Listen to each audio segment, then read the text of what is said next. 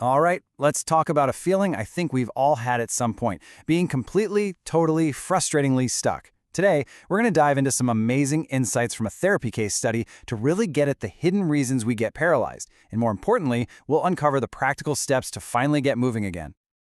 Yeah, you know that feeling, right? You've got this goal, maybe it's a huge one, and the finish line just feels a million miles away. So far away that taking even that first tiny step feels, well, impossible. Look, it's not about being lazy or not wanting it enough. It's something different. You're just stuck. So let's figure out why that happens. So before we can figure out how to get unstuck, we've got to really understand what's going on in our heads when we feel that paralysis. Let's break it down, take a look at the anatomy of this whole stuck problem. And it's so important to get this. This is not your everyday procrastination. This is a special kind of paralysis. It's like your brain sees this giant canyon between where you are now and where you want to be, and it just freezes. It basically short circuits. And the result? You do absolutely nothing. Okay, but here's the really wild part, the paradox of it all. This feeling often hits people who are super ambitious, people with a high need for achievement. You want to succeed so badly that the very thought of failing is just unbearable. So, what's the one surefire way to guarantee you'll never fail? Yep, you just don't try. Suddenly, doing nothing becomes the safest option, even though it's driving you crazy. Now, you might be thinking, hold on, what about vision boards? I'm supposed to visualize my success. Well, here's the twist. For someone who is truly deeply stuck, that common advice can actually backfire, big time. In the actual case study we're drawing from, this is exactly what happened. A therapist suggested her client, who wanted a new career, make a vision board, to get him inspired and focused. But the client's reaction? He just flat out refused.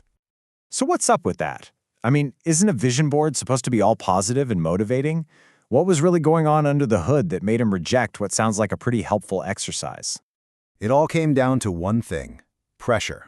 By putting his big goal out there for the world to see, he wasn't just creating inspiration, he was creating an audience for his potential failure. And every day he didn't make progress, that vision board would feel less like a dream and more like a public billboard screaming, "Hey, I'm still stuck." And this right here, this is the crucial difference.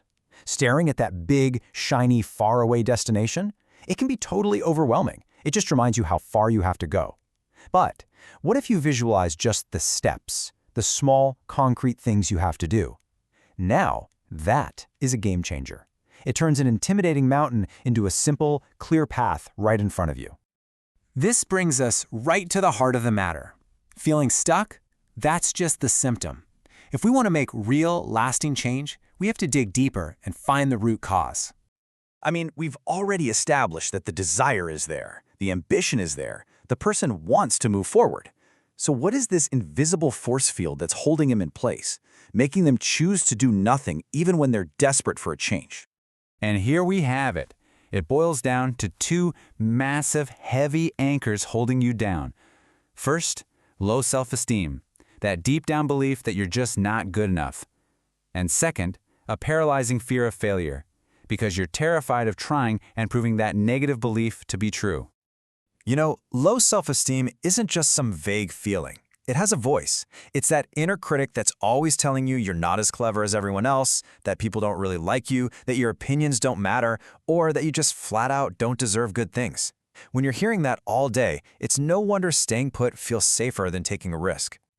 And then there's the other side of the coin, the fear of making the wrong move. This leads to what we call paralysis by analysis.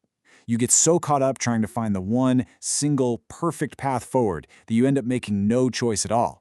And of course, doing nothing is still a choice.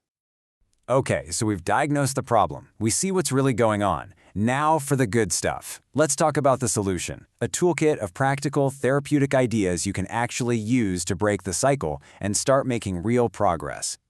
This is such a brilliant example of the first technique. Let's say your goal is to get fit. That's way too big, so forget it. What's the next step? Join a gym. Still kind of big, so what's the very first step? Search online for local gyms. Now we're talking. It's tiny, it's doable, and you can even add a deadline. A huge, scary goal just became a simple task on your to-do list. So much of being stuck comes from this all-or-nothing thinking, right? You're either a total success or a complete failure. This tool forces you to see the gray zone. If size 8 is success and size 18 is failure, well, where's size 14?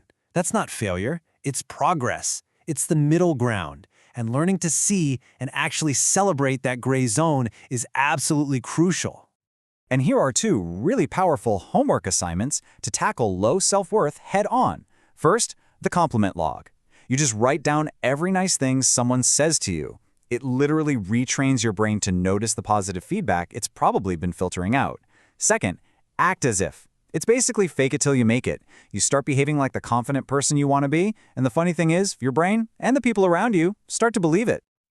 So, as we start to wrap this all up, let's bring it back to the single most important theme that's popped up through all these therapeutic insights. I just love this metaphor. Think about it. Most of the energy is spent just in the beginning, just getting off the launch pad. Overcoming that initial inertia, that psychological gravity holding you down, is the hardest part. But once you're moving, it gets so much easier to stay in motion. And let's remember what Mark Twain said. You can't just violently throw the habit of being stuck out the window. It doesn't work like that. It needs to be coaxed out, gently and patiently, one small step at a time. It's all about being kind to yourself in the process. So I'll leave you with this one question. Forget about the mountaintop for a second. Looking at where you are right now, what is the absolute smallest, most manageable step you can take, maybe today or by the end of this week, to move forward? That's it. That's your starting line.